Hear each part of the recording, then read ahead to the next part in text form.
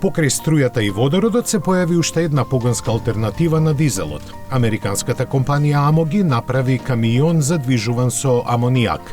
Според нив, оваа нова технологија, која се уште е во дебела фаза на развој, ветува 5 пати поголема автономија од онаа на електричен камион.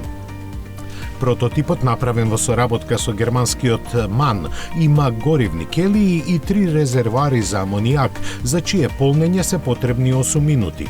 Отровен и корозивен, овој газ со специфичен мирис има 3 пати поголема енергетска густина од водородот и лесно е достапен.